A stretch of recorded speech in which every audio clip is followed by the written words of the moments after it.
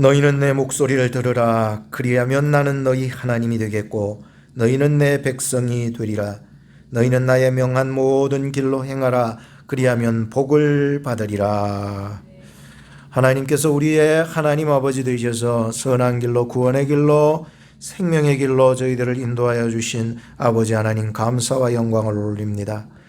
오늘 하나님께서 우리의 영원한 아버지가 되셔서 행복한 자가 되시기를 원하여 말씀하시오니 하나님의 말씀을 잘 경청하여 듣고 행하여 복음의 복된 자로 살아갈 수 있도록 저희들을 인도하여 주시옵소서. 오늘은 주일입니다. 성령께서 인도하여 주옵시고 우리의 예배를 주관하시며 마음의 생각을 그리스도에게 굴복시켜 죄된 심령 회개하여 은혜 받는 시간 되게 하옵소서. 우리의 구주요 생명의 원천이신 예수님 이름으로 기도합니다. 아멘. 찬송가 30장을 부르시겠습니다.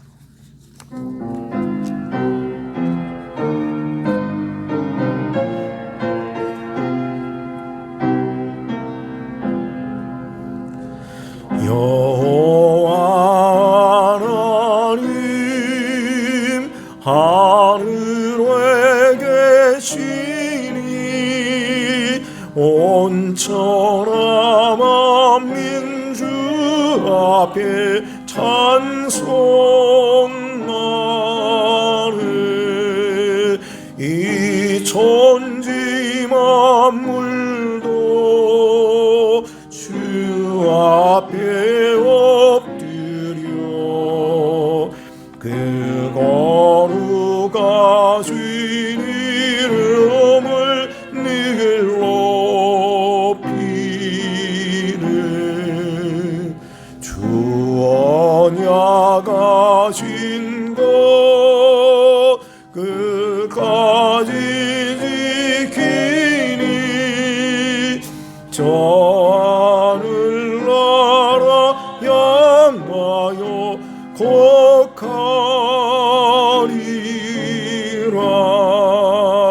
주 얼굴 배울 때 내 마음이 기쁘고 영원히 주의 영광을 찬양하리. 왕의 왕 되신 주 하늘에 계시니 이 세상 죄와 이기신 구주 예수. 저 천군 천사를 주옹리하고서 무성도 함께 영원히 를 섬기는 주 삼위일체께 속리한 무리들 다 기쁜 음성 높여서 감사드려. 창조주 하나님 내 주도 되시니 주 앞에 나도 엎드려 경배하네.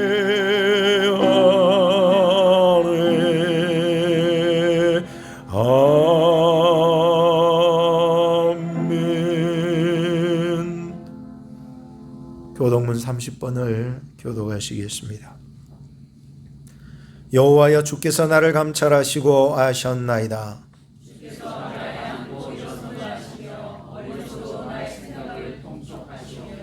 나의 길과 눕는 것을 감찰하시며 나의 모든 행위를 익히 아시오니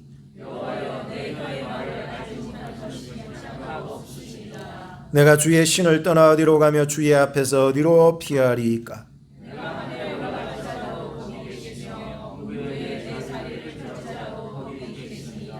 내가 새벽 날개를 치며 바다 끝에 가서 거할지라도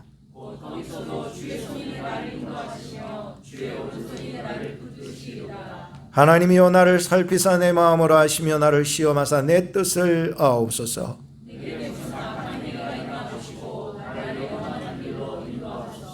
아멘.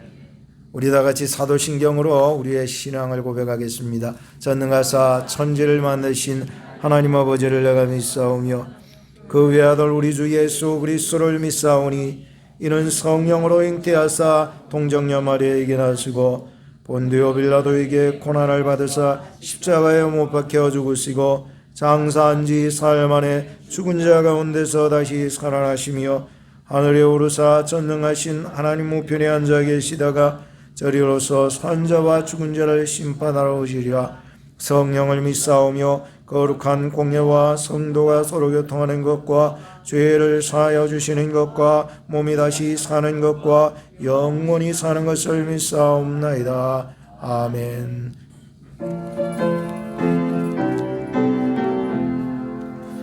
마음에 가득한 의심을 깨치고 지극히와 평안 마음으로 찬송을 부르는 어린 양 예수의 그 피로 속죄함 얻었네. 아멘. 속죄함 속죄함 주 예수 내 죄를 속했네. 할렐루야 소리를 아파요 함께 찬송하세.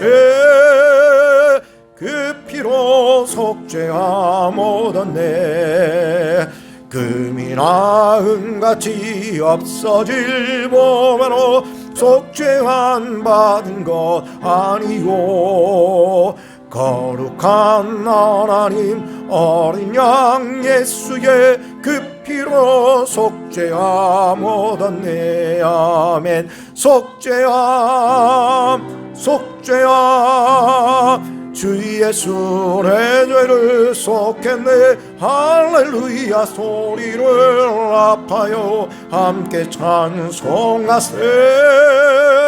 그 피로 속죄함 얻었네. 나 같은 죄인이 용서함 받아서 주 앞에 옳다함 얻음을 확실히 믿기는 어린 양 예수의 그 피로 속죄함 얻었네. 아멘. 속죄함 속죄함 주 예수 내 죄를 속했네. 할렐루야 소리를 아파요 함께 찬송하세. 그 피로 속죄함 얻었네. 거룩한 천국에 올라간 후에도 죄죄한 은혜의 찬송을 기쁘게 부르는 어린 양 예수의 그 피로 속죄함 얻었네. 아멘. 속죄함 속죄함 주 예수 내 죄를 속했네. 할렐루야 소리를 아파요 함께 찬송하세. 그 피로 속죄함 얻었네. 우리를 낳으시고 기르시고 입히시는 아버지 되신 하나님, 세상은 질병과 전쟁과 가난으로 어지럽고 불안하지만 여전히 그 가운데에 모든 것의 주인 되시고 다스리시는 그리고 경영하시는 하나님, 찬양과 감사와 영광을 드립니다. 하늘 영광 보좌에 머물지 아니하시고 우리와 함께 하시고 우리를 천국에 데려가시고자 낮고 천한 이 땅에 오셔서 십자가 지시고 부활하시기까지 사랑하셨던 예수님, 존귀와 능력과 영광을 드립니다. 천국 가는 그날까지 우리를 하나님의 자녀라 인치시고 보호하시는 성령님, 감사와 사랑과 경배를 드립니다. 오늘도 죄 가운데 살다가 하나님의 은혜 없이는 살 수 없는 저희를 영광스러운 하나님의 예배로 불러주시고 초대하여 주심을 감사를 드립니다. 코로나로 전쟁으로 건강적으로 경제적으로 많은 힘든 가운데 있는 이 세상에서 저희를 안전히 보호해 주시고 먹이시고 입히시며 건강케 해 주심을 감사를 드립니다. 세상은 미래에 대한 불안과 초조함 가운데 신음하고 있지만 저희들에게 천국의 소망이 있게 하시고 예수께서 우리의 구원의 반석이 되어 주셔서 안심하고 담대하게 살게 해 주심을 감사를 드립니다. 이 교회가 이 모든 환난 가운데서 특히 코로나라는 질병 가운데서도 망하지 아니하고 오히려 부흥하고 성장 성숙케 하시니 감사를 드립니다. 이 시간 예수님의 보혈을 의지하고 하나님께 나아갑니다. 우리의 분홍과 같은 죄를 흰눈과 같이 씻어 주시옵소서. 하나님만 의지하지 아니하고 내 자신과 내가 가진 것들을 의지했던 불신앙을 용서하여 주시옵소서. 하나님보다 더 중요하게 생각하고 더 먼저라고 여겼던 우상을 이 시간 성령님 불태워 주시고 하나님만 우리의 모든 것 되는 은혜가 있게 하여 주시옵소서. 간구합니다. 오늘 예배를 성령을 의지하여 드리는 살아있는 예배를 드리게 하여 주시옵소서. 예배를 통해서 하나님이 주시는 능력을 힘입어 한 주를 예수님 따라 낮아지고 희생하고 섬기는 성도들 다 되게 하여 주시옵소서. 말씀 증거하시는 목사님께 성령 충만케 하여 주시고 성도들 말씀 듣는 가운데 하나님이 무엇을 우리에게 원하시는지 깨닫는 이 시간 되게 하여 주시옵소서. 죽어있던 우리의 영혼이 말씀으로 회복되고 다시 살아나는 역사가 있게 하여 주시옵소서. 예배를 위해 봉사하고 섬기는 성도들이 있습니다. 그들에게 주는 것이 받는 것보다 복이 있음을 알게 하시고 섬기고 베푸는 가운데 하나님을 만나는 기쁨을 누릴 수 있도록 인도하여 주시옵소서. 아픈 자들이 있습니다. 아픈 가운데에 예수님 그들을 위로하여 주시고 강건케 하는 치료의 손길이 임하게 하여 주시옵소서. 코로나로 우리의 신앙이 많이 흐려져 있고 약해져 있습니다. 예수님의 부활의 능력이 우리 가운데서 일어나게 하셔서 이 교회의 예배와 찬양과 기도에 또 성령의 불이 임하게 하시고 성교가 다시 불붙는 은혜가 있게 하여 주시옵소서. 예배의 시종을 성령님께 부탁드립니다. 우리의 모든 것 되시는 예수님의 이름으로 기도드렸습니다. 아멘.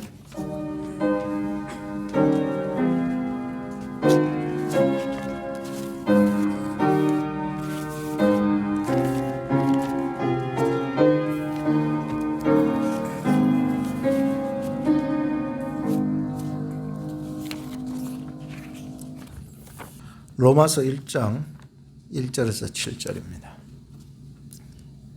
예수 그리스도의 종 바울은 사도로 부르심을 받아 하나님의 복음을 위하여 택정함을 입었으니 이 복음은 하나님이 선지자들로 말미암아 그의 아들에 관하여 성경에 미리 약속하신 것이라.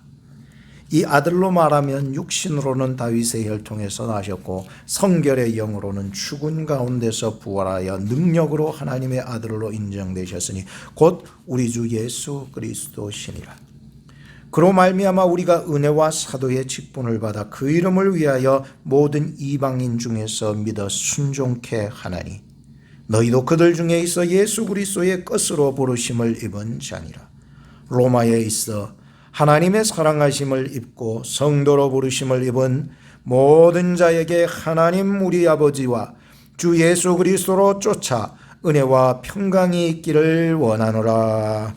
아멘. 바울은 율법의 의로는 흠이 없는 자였습니다.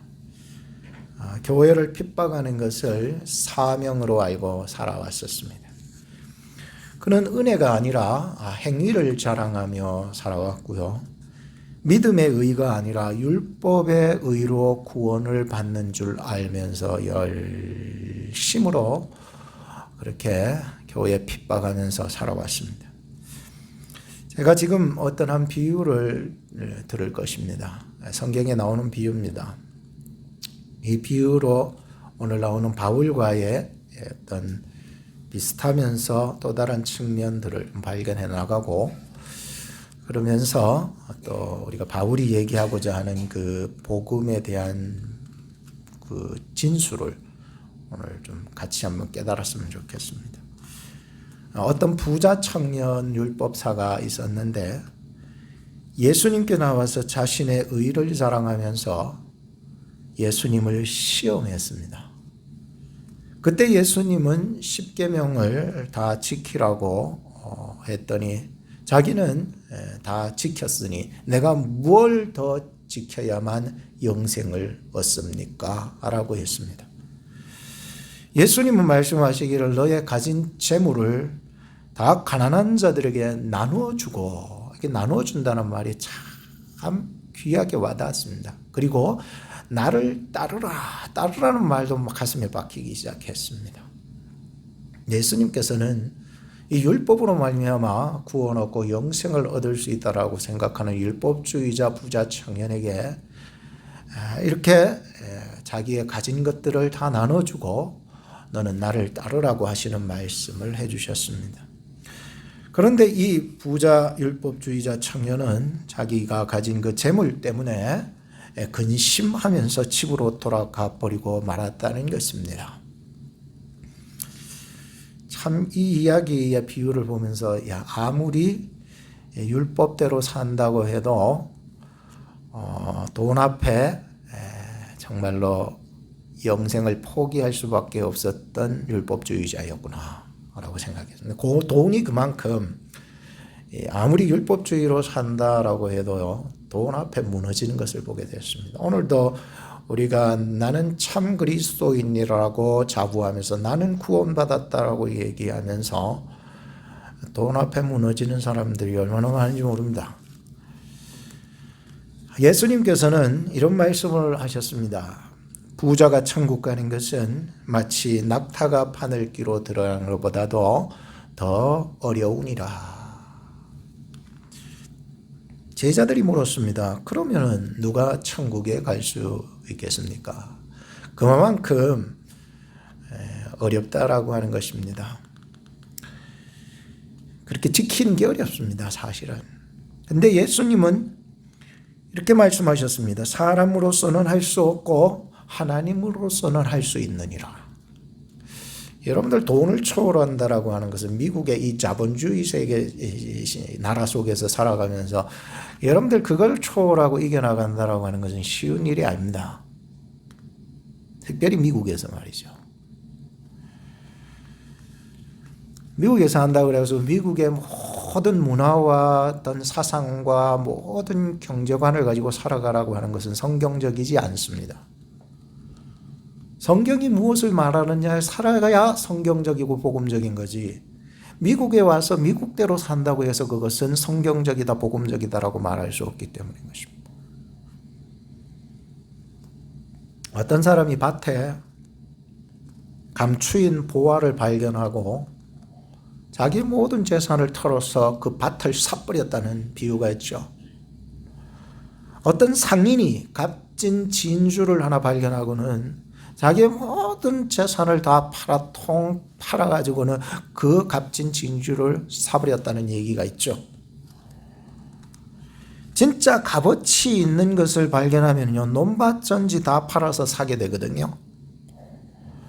복음의 발견이라고 하는 것은 아무리 좋은 세상의 것도 가차 없이 청산할 수 있게 하더라고요. 복음은 가능하다고요. 이건 사람의 머리로는 가능하지 않는데 사람으로서는 불가능해도 하나님으로서는 가능하다는 거예요. 그렇다고 해서 여러분들한테 교회에 여러분 전세산 팔아가 다 헌금할 그 얘기 아닙니다. 오해입니다. 영생은 곧 유일하신 하나님과 그의 보내신 자 예수 그리스도를 아는 것이라고 했습니다. 오늘 저나 여러분들이 영생을 얻은 자로 우리 아버지 하나님과 그를 보내신 우리 아버지 하나님과 그의 보내신 자 예수 그리스도를 알아가는 시간이 되기를 바라요. 지식만 하지 마시고 믿음으로 받아들여야 되는 거예요. 영접하셔야 되는 거예요. 여러분들에게 영생 주시는 분은 예수밖에 없습니다. 미국이 여러분들에게 아무리 좋은 시민권을 갖다 준다도 영생은 못 줍니다. 돈 많이 벌어도 영생 못 준다는 거예요. 오늘 우리에게 진정으로 값어치 있는 것을 발견한다라고 하는 것은요, 우리의 모든 것을 청산하고 버릴 수 있게 만드는 그 능력, 복음의 능력이거든요. 예수님은 내 이름을 위하여 집이나 형제자매나 전토를 벌인 자마다 여러 배를 받고 또 영생을 상속하리라. 예수님이 상속해 준다는 거예요. 우리는 살아가면서 돈 관계 때문에 사람하고 어그러지고 갈라지고 너딴 인간은 다시는 상종하기 싫다고 할 수가 있습니다. 사람이 살아가면서 애증관계 때문에요, 사람 버릴 수 있습니다. 이익관계 때문에 버릴 수 있습니다. 자존심 때문에 버릴 수 있습니다. 그런데 오늘 성경에 보니 제가 이 비유 중에 성경 말씀에 보니까 내 이름을 위하여 집, 형제, 자매, 전토를 벌인 자마다 여러 배를 받고 또 영생을 상속하리라 라고 했습니다.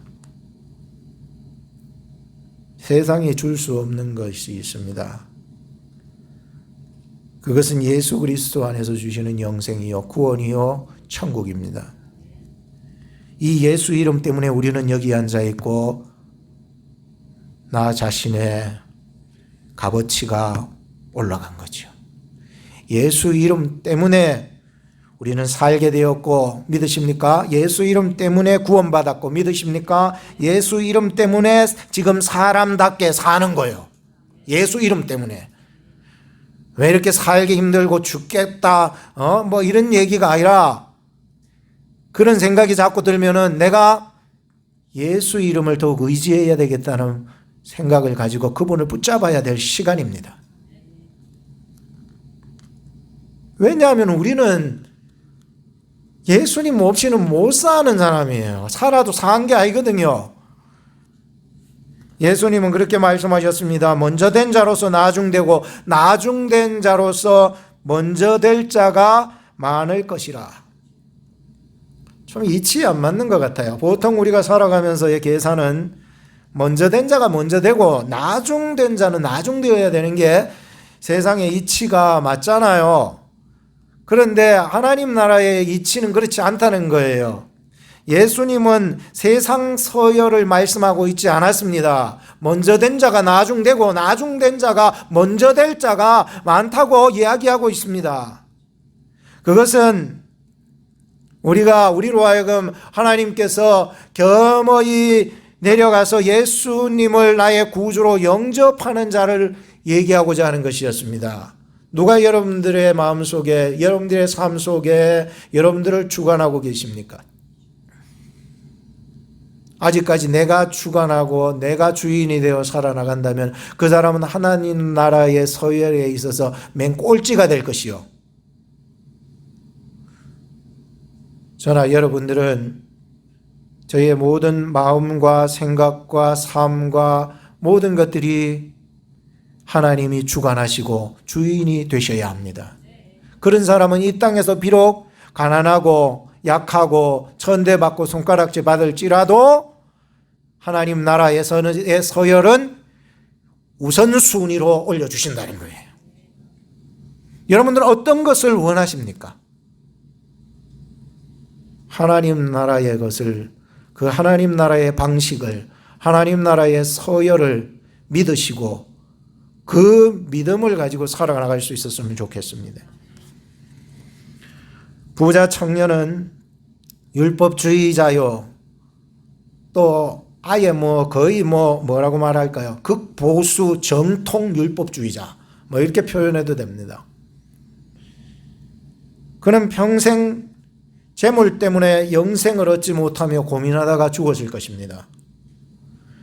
그런데 오늘 우리가 살펴볼 바울에 대해서 우리가 한번 생각해 보면, 바울도 이 부자 청년 율법주의자나 매 마찬가지로 그도 율법주의자였기는 하지만 바울은 돈 때문에 목을 매는 사람은 아니었습니다. 여러분 성경을 한번 읽어보세요. 이 부자 청년 율법주의자하고는 좀 달랐어요. 그런데 바울은 어디에다가 목을 맸냐라고 하면은 자신이 바리새인이라는 그 명예에 목을 맨 사람이에요. 철저하게 자기의 태생과 자기의 학벌과 자기의 근본을 자랑스럽게 여기면서 그것을 많은 사람들에게 드러내게 되죠. 사도행전 22장 3절과 빌립보서 3장 5절에서 6절 말씀에 나타나는데 그걸 또 다 얘기하자면 너무 길기 때문에 나중에 여러분들이 그 말씀을 읽어보시면 바울이 무엇을 자랑했는지 거기에 자연히 나타나고 있는 것을 보게 됩니다. 그는 철저한 바리새인으로서 자라났습니다. 그것 때문에 그는 자랑스러웠고 자기의 어떤 이 삶을 그 자랑스럽게 여겼던 것들 때문에 자기는 사는 의미가 있었던 것이었습니다. 그래서 오히려 가진 것이 많을 때 그것 때문에 예수님을 따르지 못하는 경우가 있거든요. 오히려 예수 믿는 자들을 핍박하는 요인이 될 수 있거든요. 주여 나로 겸허하게 하여 주시옵소서. 배울수록 겸허하고 가질수록 온유한 심령을 주시옵소서. 그래야 예수님이 그와 함께 하시고 그에게 말씀하시는 것이 들리고 예수님처럼 겸허하게 온유하게 살아갈 수 있거든요. 오히려 내가 가진 것 때문에 예수님을 믿지 못하는 방해거리가 된다면 이게 얼마나 하나님 나라에서 억울한 일이 되겠습니까? 바울은 자신의 가진 의로 교회를 핍박하고 더 핍박하려고 다메섹으로 가던 중에 부활하신 예수님을 만나게 된 것입니다. 그때 그 사건이 너무나도 충격적이었고 자기는 완전히 죽었다가 다시 살아나는 사건이 되었기 때문에 자기는 평생 복음을 전하며 살면서 사도행전 9장에서 경험했던 그 다메섹에서 만난 부활의 예수님을 늘 증거하고 간증하며 살았던 삶을 살았습니다. 오늘 저나 여러분들이나 우리의 방식과 우리의 구조를 주로 바뀌는 터닝 포인트의 지점이 어딘가 있었습니까? 아직까지 못 만났습니까? 여러분들이 가진 습성과 여러분들이 가진 방식이 바뀐다는 건 쉽지 않아요. 그건 자존심의 문제거든요. 그런데 이 행동으로서 구원을 얻겠다라고 하는 이 율법주의자의 방식이 바뀌는 거예요. 한순간에 은혜로 말미암아 내가 값없이 믿음으로 구원을 받겠다라고 하는 방식으로 바뀐 거예요. 완전히 다른 방식이거든요. 이거는 이 극보수 정통 율법주의자가 바뀐다는 거는요, 여러분들 상상 이상이에요.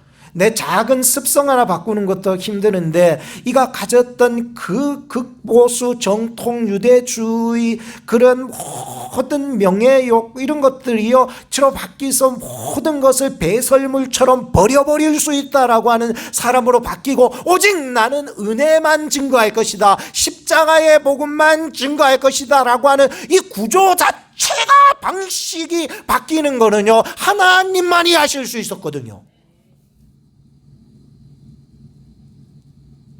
하나님이 오늘 우리를 내 의를 자랑하던 자 바꿔서 은혜 받은 자로 바꿔주시는 거예요.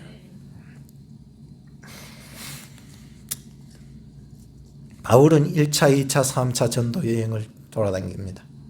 받은 은혜가 너무 크기 때문에 이제는 그 은혜를 증거하며 살기를 원했고 이제 제3차 전도 여행 중에 고린도에 3개월을 머물면서 로마에 작은 교회가 생겼다라고 하는 소식을 접해 듣게 됩니다. 그래서 내가 3차 전도 여행에 고린도에서 이렇게 있지만 이제 4차 전도 여행 때에는 로마로 가고자 하는 열정이 더욱 들끓어 올라갔습니다. 그래서 그는 아마도 에베소를 거쳐서 아마 다시 예루살렘으로 와서 죄인의 몸으로 4차 여행을 떠나지 않았던가 생각을 해봅니다. 그래서 일단 그들에게 이 고린도에서 멀리서나마 편지를 띄워보내겠다고 생각을 하고 그곳으로 편지를 띄워보내게 되는데, 다른 서신들보다 일찍 기록되었다고 해서 모든 서신들의 맨 앞에 있었던 것은 아닙니다. 다른 서신들보다 두껍다고 해가지고 맨 앞에 서신으로 옮겨진 것은 아닙니다. 로마서가 왜 많은 서신들 중에 맨 앞에 첫 번째 서신이 되었냐라고 하면 이 로마서 안에는 복음의 진수가 있기 때문입니다. 둘째는 이 로마서는 그 내용과 짜임새가 굉장히 알찼기 때문이었습니다. 그래서 이 성경을 편집함에 있어서 이 로마서를 가장 서신서 앞으로 갖다 놓은 것입니다. 그래서 우리는 로마서는 값진 복음의 진주다라고 하는 거나 똑같은 겁니다. 그래서 로마서를 통하여서 우리의 믿음이 복음적인 믿음으로 바꿔지기를 원한다라고 생각을 원하시고 그러시면은 뭐 설교를 다 할 수는 없지만 여러분들이 이 로마서를 계속 꾸준하게 한번 읽어보 나가시기 바랍니다. 여러분들의 믿음의 변화가 생길 줄로 믿어요. 오늘 저 다 설교를 하지 못하지만 오늘 1절에서 7절 말씀을 간략하게 두 가지로만 여러분들에게 말씀을 전해드립니다. 그 첫 번째로는 바울의 택정함입니다. 바울의 택정함. 1절 말씀을 보시면 예수 그리스도의 종 바울은 사도로 부르심을 받아 하나님의 복음을 위하여 택정함을 입었으니 라고 했습니다. 사도 바울은 다음 세 가지로 택정함을 받게 되죠. 첫째는 무엇입니까? 예수 그리스도의 종으로 택정함을 받았다라고 하는 것입니다. 여러분들 종이라고 하면 당시의 그 문화를 이해하셔야 됩니다. 그 당시에 종이라고 하면은 소유물로 취급되었습니다. 쉽게 말하자면은 집안에 쓰는 연장 도구 혹은 집안에서 일을 시키는 소나 말이나 뭐 낙이나 이런 종류 말이죠. 종이라는 단어가 그거거든요. 그러니까 이 종이라고 하면은요, 마치 집안의 어떤 도구 정도, 나귀 정도 이런 취급을 하고 있었던 것이 종이라는 개념입니다. 이 사도 바울 선생님은 종이라는 개념을 모르고 얘기한 것이 아닙니다. 너무나도 잘 아는데 이 종이라는 개념을 자기가 쓰고 있었다라고 하는 것이었습니다.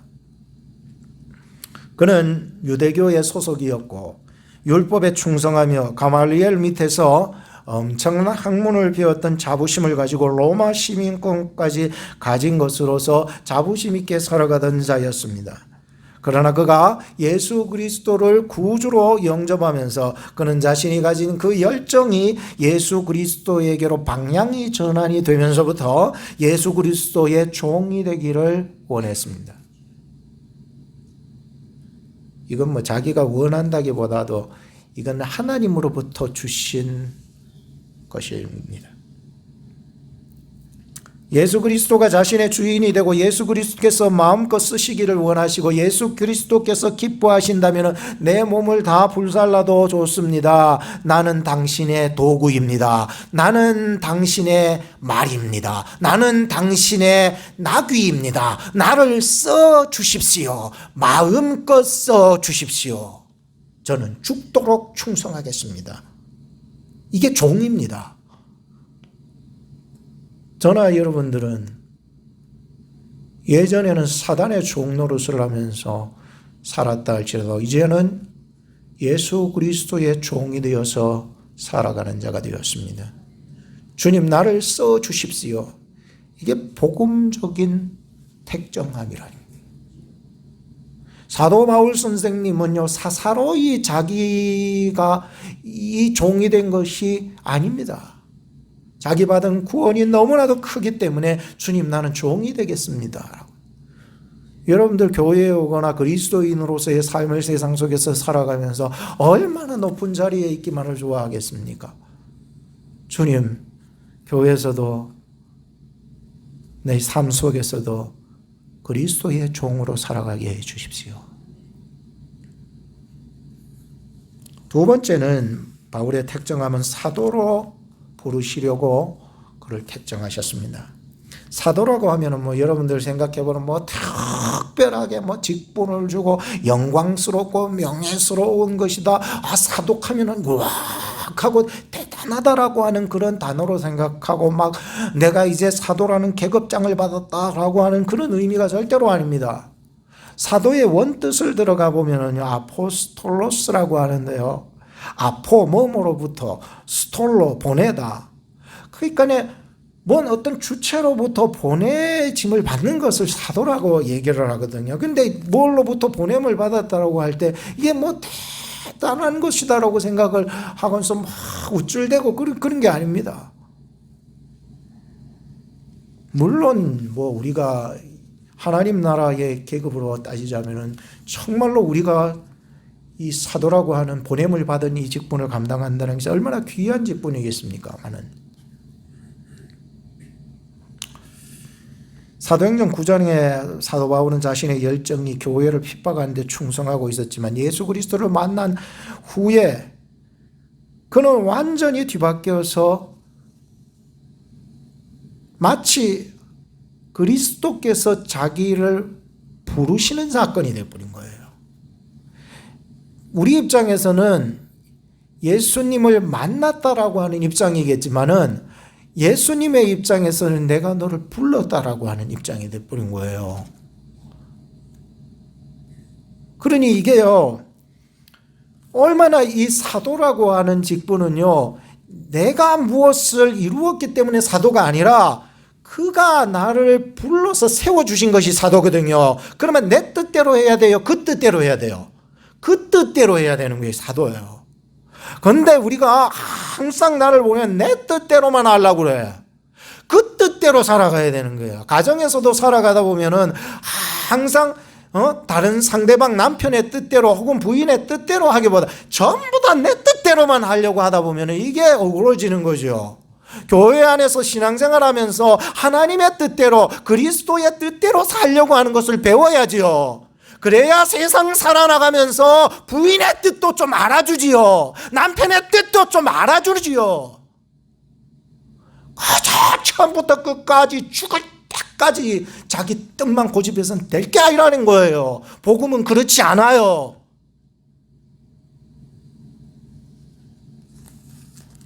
예수님께서는 제자를 부르실 때에 너는 나를 따르라. 그러자 그는 그물과 배를 버리고 예수를 따르니라. 내 입장에서만 신앙생활 하려고 하지 마시고 그분이 나를 부르시고 택하여 세우셔서 무엇을 원하는지의 입장도 한번 생각해 보시라는 거지요. 세 번째는 바울의 택정함은 하나님의 복음을 위하여 택정함을 받았습니다. 방송 및 미디어 제작회사 크리스찬 찬양이라고 하는 거기에서 하나 영상을 보여줬는데요. 참 뭉클했습니다. 필리핀의 복음이 증거가 되면서 그 어린 아이들인데 굉장히 못 사는 빈민가에 있는 아이들에게 복음을 전하는데 그 아이들이 복음을 듣고 찬양을 하는데 주품에라고 하는 찬양을 그 필리핀어로 하더라고요. 그래서 그 주품에 찬양을 하는데 엄청나게 그 어린 애들이 눈물을 펑펑 흘리면서 막 찬양을 하는데요. 저 어린 것들이 뭘 아냐고 하는 마음보다는 나도 주님 찬양할 때 그렇게 울었었는데 그 마음 다시 회복하게 해달라고 말해요. 여러분들 신앙생활에 그 은혜 받을 때에 그저 그냥 십자가의 소리만 들어도 울었던 그 시절이 있지 않습니까? 그것은 뭐 머리로 따져가면서 믿었지 않아요. 어린 나이에 그 순수한 마음으로 그냥 예수님이 나를 위해서 십자가에 죽으셨다는 얘기만 들어도 그 마음이 뭉클한 거예요. 저는 확신하기를 그 필리핀의 빈민가에 그 어린 아이들이 찬양을 하며 눈물 흘리며 하는 그 어린 아이들 중에 반드시 복음이 들어가는 한 아이를 통하여 하나님이 사용하시는 사람이 있을 거라고 확실히 믿습니다. 그 증거로 나 같은 자도 하나님의 말씀을 위하여서 세움받은 목사가 됐기 때문이었습니다.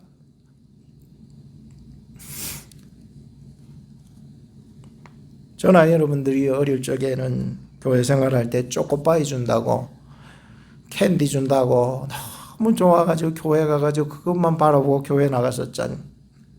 근데 교회 안에서 놀다 보면 하나님의 때가 찾아오더라고요. 저도 엄청나게 노는 걸 좋아했어요. 먹는 걸 좋아했어요. 근데 하나님의 때가 되니까요, 하나님이 쓰시기를 원하시는 거예요. 그러니까 기도하게 하시는 거예요. 기도하고는 상관이 없었어요. 애들은 기도하게 하시는 거예요. 리더십을 배워나가게 하시는 거예요. 성령께서 나에게 찾아오시는 것을 경험하게 하시는 거예요. 그때 성령을 받은 거예요. 여러분 성령 받았습니까? 예수 믿으면 꼭 받으셔야 되는 건 세례뿐만 아니라 성령을 꼭 받으셔야 되는 거예요. 성령을 받은 거예요. 하나님의 때가 되니까요, 실패와 좌절과 힘든 어려운 일들을 나에게 주시면서 낙담하게 하고 낙심하게 하고 쓰러지게 하고 괴롭게 하고 고통스럽게 할 때가 있는데, 이로서부터 나를 다시 일으켜 세워주시는 것을 배우게 하시는 거예요. 여러분들, 비록 여러분들이 삶을 살면서 어려움을 당하고 쓰러넘어져 자빠 죽을 지경이 된다 할지라도 택한 내 백성들은 반드시 하나님이 다시 일으켜 다시 세워주실 줄로 믿습니다. 하나님이 쓰시려고 말이죠. 아무 걱정하지 마세요. 두 번째는 바울의 복음관입니다. 2절에서 7절 말씀인데요, 바울이 복음적인 사람이 된 후에 그의 관점이 바뀌었습니다. 관점이라고 하는 것은 무엇을 바라보는 데 대해서 생각이 있잖아요. 그걸 관점이라고 그러잖아요. 내가 저걸 옛날에 바라봤을 때는 다 때려 죽일 놈 같고 망할 놈 같고 막 이래 됐는데요, 이 모든 관점이요 확 뒤어바뀌는 거예요. 사물을 보고 역사를 보고 사상을 보고 생각을 볼 때, 이전에 그 율법주의자처럼 바라보지 아니하고 복음적으로 바라보기 시작한 거예요.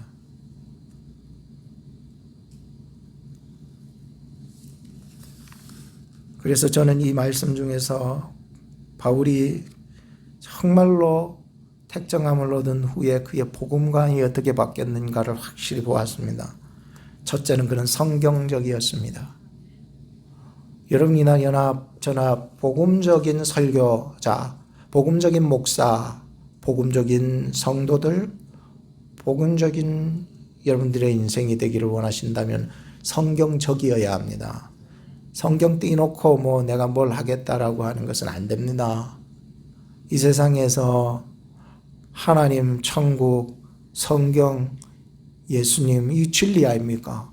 이걸 띄놓고 뭐를 하시겠다는 것입니까? 사도 바울 선생님도요, 자기의 복음관이 가장 먼저 복음적이었다는 거예요. 2절에 보시기 바랍니다. 이 복음은 하나님이 선지자들로 말미암아 그의 아들에 관하여 성경에 미리 약속하신 것이라. 이전에 사도 바울 선생님이 바라봤던 성경관은요, 모두 다 때려 죽일 놈들밖에 안 보였던 거예요. 왜? 율법에 거슬리니까. 생각해 보세요. 나하고 사고방식 구조가 다른 놈들 보니까는 율법에 저촉되잖아요. 그러니까 때려 죽여야 되는 거예요. 그러니까 교회를 얼마나 핍박했겠습니까? 오늘도 우리가 교회생활, 신앙생활 복음적으로 해나가시기를 원하신다면, 나와 다른 생각과 나와 다른 관점을 가지고 있는 사람도 바라보기 시작할 때 복음이 들어가는 거예요. 그 사람도 복음이 필요하거든요. 예수님이 필요하잖아요. 이전엔 나와 다른 사람을 보면 다 때려 죽이고 정죄하고 파괴시키고 내 뜻대로만 해야 된다라고 이렇게 생각을 하면서 살아왔었는데, 이제는 나와 다른 사람을 보면은 긍휼과 불쌍히 여기는 마음이 드는 거예요. 사랑의 마음이 드는 거예요. 그리고 그 사람에게도 그리스도께서 나에게 찾아오심처럼 그에게도 찾아가 주시기를 전하는 거예요. 바울은 이 복음이 성경적이라고 이야기하고 있죠. 성경에서 약속하시고 구약에서 성경 선지자들이 말씀하신 바 그의 아들에 관한 이야기라고, 그의 아들이라고 하면 여러분 당연히 예수 그리스도다라고 하는 것을 직감할 수 있을 것입니다. 성경을 보는 관점이 달라졌습니다. 세상을 보는 관점이 달라졌습니다. 저나 여러분들도 성경적인 관점이 있어야 합니다. 두 번째로는 이 바울의 복음과는 기독적입니다. 기독교적이라기보다도 기독적입니다. 3, 4절 보세요. 이 아들로 말하면은 육신으로는 다윗의 혈통에서 나셨고 성결의 영으로는 죽은 자 가운데서 부활하여 능력으로 하나님의 아들 되심을 인정하셨으니 곧 우리 주 예수 그리스도 신이라라고 했습니다. 기독교의 기독이라고 하는 말은 영어로는 크라이스트라고 이렇게 얘기하지만은 라틴어에서는 크리스토스, 또 그리스도, 헬라어에서는 크리스토스라고 이렇게 얘기합니다. 한문을 보셔야 됩니다. 기독이라는 말은 바로 한문에서 왔습니다. 그래서 중국에서는 한문을 그리스도라고 하는 말을 이게 표기를 한문으로 해야 되니까 그거를 해낼 수가 없으니까 기독이라고 하는 말로 만들어내는 것입니다. 음력이라고 그러는데, 여하튼 이 한자의 영향을 받은 우리 한국이 기독이라는 말을 이렇게 쓰잖아요. 그럼에도 한국 훈민정음에서 우리 한글이 얼마나 위대하다는 것을 알아요. 우리는 표기하기를 그리스도라고 표기해버릴 수 있잖아요. 얼마나 대단합니까? 한자에서는 그것을 표기할 수 없으니까 음력으로 들리는 소리로 이 그리스도를 기독이라고 하는 말을 쓰는 거죠. 그래서 얼마나 이것이 사도 바울이 전하고자 하는 이 기독이라고 하면 그리스도적이다 이렇게 얘기하면 됩니다. 기독적인 복음은 두 가지로 고백하는데 그 첫 번째가 뭐냐 하면은 사도 바울 선생님의 이 복음과는 바로 기독적인데, 기독이라고 하는 것은 바로 우리 주 예수 그리스도를 고백할 수 있다는 거예요. 하나님의 아들이 우리 주 예수 그리스도라고 고백을 할 수 있는 거예요. 두 번째로는 바로 하나님의 아들이 그 인성으로서는 다윗의 혈통에서 나셨고 신성으로서는, 즉 성결의 영으로 성경에는 그렇게 하죠. 신성으로는 죽음에서 부활하셨다는 고백입니다.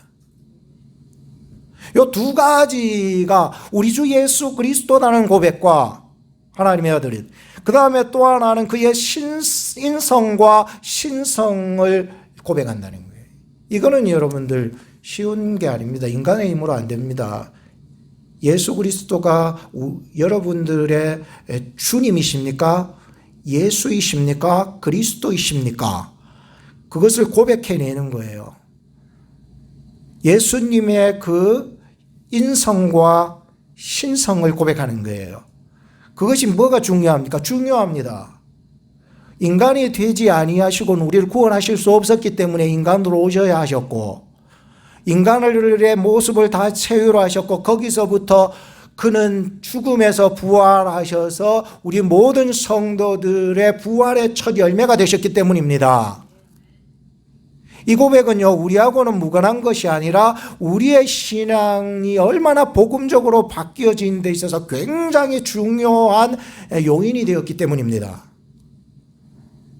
세 번째는 이 바울의 복음과는 선교적이었습니다. 5, 6절 말씀해 보시기 바랍니다. 그로 말미암아 우리가 은혜와 사도의 직분을 받아 그 이름을 위하여 모든 이방인 중에서 믿어 순종케 하나니, 얼마나 이 복음이요 담대하게 그들 앞으로 나가서 그들이 예수 그리스도 앞에서 완전히 굴복하게 만드는 복음을 들고 나가는 자임을 알 수가 있죠. 그래서 복음이라고 하면 예수 그리스도를 신앙 고백하는 것으로 머물러 있지 아니하고, 누리는 것으로 머물러 있지 아니하고, 더 나아가셔서 이 모든 이방 족속과, 여러분들로 말하면은 이 교회당 안에서 밖으로 나아가서 여러분들의 가정과 여러분들의 직장터와 여러분들의 삶의 연장으로 나가서 그리스도를 드러내셔야 된다라고 하는 것입니다. 이것이 선교적이라는 거예요. 내 영혼만 어떻게 평안하게, 우리 집안만 평안하게, 그런 것이 아니라는 거예요. 복음은 내 안에서 밖으로 튀쳐나가는 능력이 있다는 거예요. 그래서 6절에 보면은 순종케 하나니 너희도 그들 중에 있어 예수 그리스도의 것으로 부르심을 입은 것이라 라고 얘기하고 있습니다. 오늘 저나 여러분들이 정말 이방인의 한 사람으로 살아가다가 어떻게 복음을 접하게 되었는지 여러분 스스로가 잘 아시게 될 것입니다. 그러나 거기에서 여러분들 머무르지 마시고 이제 우리도 예수 그리스도의 소속이 되었다라고 하는 마음을 가지셔야 됩니다. 나는 예수님의 것이지요. 한번 따라합시다. 나는 예수님의 것입니다. 우리 옆 사람한테 얘기해줘요. 당신은 예수님의 것입니다. 우리는 더 이상 내 것을 내 것이라고 하지 마시고 내 것이 다 주께로부터 받은 것임을 인정하시기를 바랍니다. 그럴 적에 이제 복음적인 사람으로 살아가요. 인색하지 않습니다. 베풀어 줄 수 있습니다. 삭개오도요 얼마나 인색한 사람이었는지요. 예수 그리스도를 만나고 물론 자기 입장에서 만난 거지만 예수님께서 그를 아시고 그를 부르신 사건이거든요. 그러니까 그 안에서 말이죠. 그가 얼마나 복음적으로 깨달았는지 뭐 얘기 안 해도 다 잘 아시리라 생각합니다. 네 번째는 이 사도 바울 선생님의 복음과는 축복적이었습니다. 뭐라고요? 축복적인 것이었어요. 7절에 보면 로마에 있어 하나님의 사랑하심을 입고 성도로 부르심을 입은 모든 자에게 하나님 우리 아버지와 주 예수 그리스도로 쫓아 은혜와 평강이 있기를 원하노라 라고 합니다. 여러분이 잘 되기를 축복합니다. 바울은 지금 어떤 자에게 축복합니까? 로마에 있는 자들에게 축복하고 있습니다. 얼마나 로마에 가고 싶었으면은 로마에서 신앙생활하는 성도들에게 이렇게까지 축복하고 싶었을까? 나도 어서 빨리 가서 저들을 축복하고 싶은 마음이 막 들끓어서 제4차 전도 여행 때에는 죄인의 신분으로까지 뒤집어 쓰면서까지 로마로 들어가게 됩니다. 얼마나 로마에 가고 싶었으면 말이죠. 얼마나 가고 싶었으면 말이죠. 여러분들 교회에 가고 싶은 마음이 얼마나 기쁘십니까? 저는 목사로서 제일 기쁨은 여러분들에게 축복 기도해 주는 거예요. 지난 주일날 기도하는 어떤 아버지를 봤는데 자녀의 머리에 손을 얹고 기도해 주는 것을 보았습니다. 교회의 영적인 아버지라고 하는 목사가 교회에 오기 싫어하고 교회 가기 두려워하고 교회에서 축복해 주기를 싫어한다면 복음적이지 않습니다. 복음적인 목사는 복음적인 성도는 축복해 주기를 원하는 거예요. 저 인간 안 되기를 바라고 저 인간 파멸하기를 바라고 저 인간 번아웃 되기를 바라는 것이 아니라 축복해 줄 수 있어야 되는 거예요. 우리 옆 사람한테 한 번 더 축복합시다. 용기 내십시오.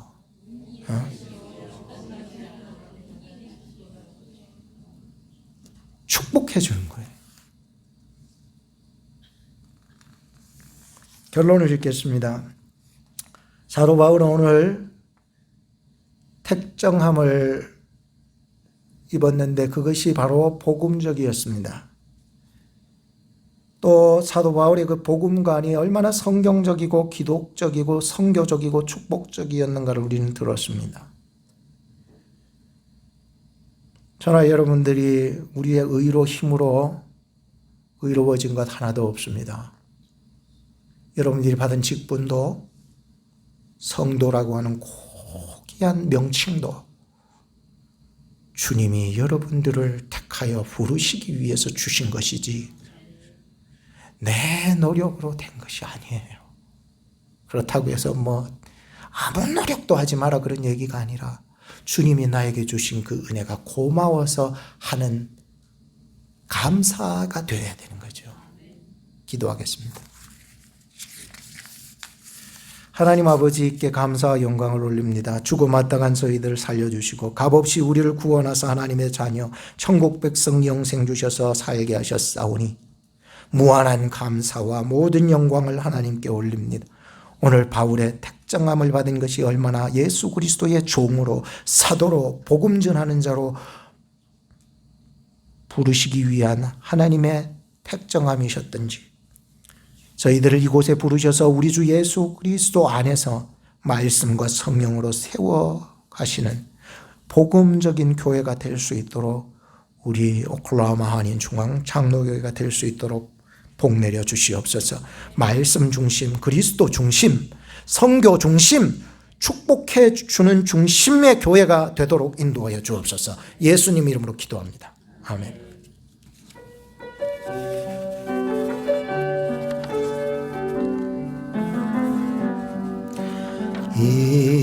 이곳에 생명샘 솟아나 눈물 곧짝 지나갈 때에 머잖아 열매 맺히고 웃음소리 넘쳐나리라. 꽃들도 구름도 바람도 넓은 바다도 찬양하라 찬양하라 예수를. 하늘을 울리며 노래해 나의 영혼아 주 은혜의 주 은혜의 주. 우리 일어나서 찬양합시다. 그날에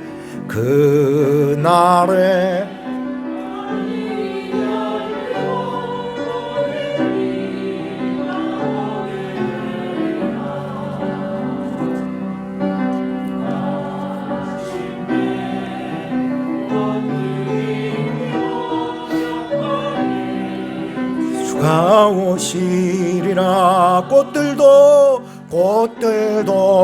구름도 바람도 넓은 바다도 찬양하라 찬양하라 예수를. 하늘을 울리며 노래해 나의 영혼아 은혜의 주 은혜의 주 은혜의 주. 드리신 헌금을 위해서 기도하시겠습니다. 오늘도 영으로 임하셔서 우리의 심령 골수를 찔러 쪼개시며 우리의 생각과 태도와 습성을 돌이켜 그리스도를 향하게 하신 하나님 감사와 영광을 올립니다. 깨닫는 귀를 주시고 변화받을 심령 주셔서 복음 안에 약속하신 구원의 감격과 영생의 기쁨을 회복시켜 주시사 다시 일어나 복음의 열정을 되살리는 복음의 증인들 되게 하여 주시옵소서. 오늘도 주 앞에 감사하여 드리는 예물이 하나님 앞에 받으시는 합당한 예물 되어 그리스도의 나라가 확장되게 하옵소서. 오늘 저희들이 주께 드리는 10의 1조 감사 건축 선교 특별헌금 헌화원신 식사교제 여러 모양으로 드리는 저희들의 마음과 정성의 예물을 받으시고 중앙장로교회 성도님들의 기업과 가정과 건강과 마음의 소원에 복의 복을 더하시며 병환 중에 계신 권사님들과 성도님들에게 치료의 광선을 바라여 주옵시고 이 한 주간 영혼의 강건함을 얻어 살게 하여 주시옵소서. 우리 구주 예수 그리스도의 이름으로 축복하며 기도하옵나이다. 아멘. 지금은 우리 구주 예수 그리스도의 은혜와 지극하신 하나님 아버지의 사랑 성령님의 위로교통 역사하심이 인생의 담액색에서 만난 예수님 때문에 복음의 증인으로 살고자 했으며 오늘 주신 말씀 안에서 나 자신이 복음의 사람 되고 복음에 대한 바른 생각을 정립하여 세상 속으로 나아가 가정 속으로 나아가 삶의 현장 속으로 나아가 복음의 내용을 적용하며 살아가기로 다짐하는 우리 중앙장로교회 성도님들 머리 위에 사업 위에 가정 위에 환우들과 멀리 타주와 타국에 있어 본교회를 기도와 물질과 사랑으로 공개하는 동역자들 위해 지금부터 영원까지 항상 함께 계실지어다. 아멘.